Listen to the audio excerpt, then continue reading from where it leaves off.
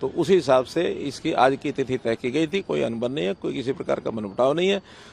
परामर्श करने के बाद पहले एक शॉर्ट लिस्ट जो है प्रदेश की ओर से आती है, फिर बाद में पार्लियामेंट्री बोर्ड में बैठ करके और लोग तय करते हैं। तय करने के बाद अंतिम सूची जो है उसको जारी कर दिया जाता है। तो भी अभी 22 सीटें बची, 23 सीटें जो बची हैं उसका भी एक आध दिन के अंदर उसको फाइनल करके दूसरी सूची भी जारी कर दी जाएगी। सर, कौन से बड़े जो है वो आम आदमी पार्टी के साथ गठबंधन करने जा रही है, तो इसका असर किस तरीके से देख रहे हैं? देखिए, कांग्रेस की अपनी कमजोरी वो इसी बात में से ध्यान में आती है कि कल तक तो न तो आम आदमी पार्टी इस बात के लिए तैयार थी कि हम कांग्रेस का गठबंधन करेंगे, न कांग्रेस इस बात के लिए तैयार थी कि हम किसी से गठबंधन करेंगे। जो लोग कहते थे कि हम सब अपनी सीटें अपने दम पर लड़ेंगे, उनका दम देखने को मिल गया है कि अब एक नहीं दो पार्टियों के साथ वो गठबंधन कर रहे हैं।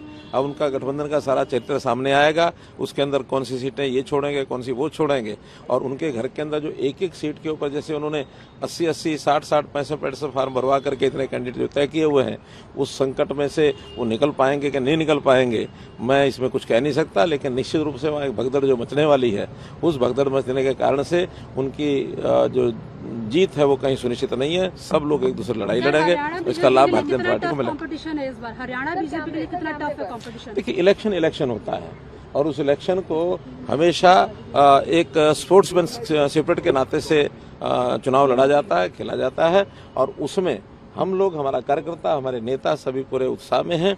और हम अपने कार्यकर्ताओं के माध्यम से इस अभियान को जो कल से शुरू हो रहा है, यानी प्रत्याशियों के नामांकन का जो शुरू हो जाएगा, उसको विधिवत रूप से सारी हमारी योजनाएं, सारी हमारी व्यवस्थाएं सब कंप्लीट हैं और हम अच्छे प्रकार से चुनाव लड़ करके और तीसरी बार भारतीय जनता पार्टी की जो मेजोरिटी है वो सरकार हमारी निश्चित रूप से आने वाली है, ऐसा मेरा विश्वास है।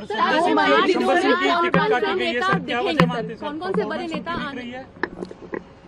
देखिए, जहां तक लिस्ट का विषय, लिस्ट आपको मालूम है, किनको टिकट मिली है, किनको नहीं मिली है, उसका विश्लेषण तो आप करेंगे।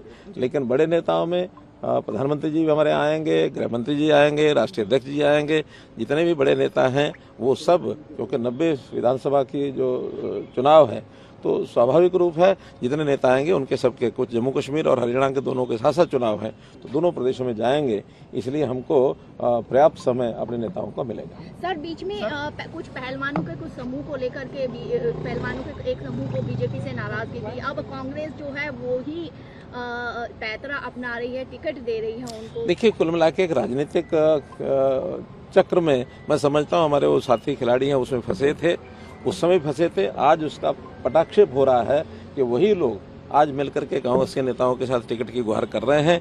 इसका मतलब ये है कि वो जो सारा विषय था वो राजनीति से ओतप्रोत था। उस समय तो एकदम इसको शायद इतनी साफ गोई से कोई नहीं कह सकता था, लेकिन आज तो साफ गोई हो गई कि वही लोग आज कांग्रेस की टिकट के लिए उनके पास जा रहे हैं और वो भी कह रहे हैं चुनाव लड़ाएंगे। इसका मतलब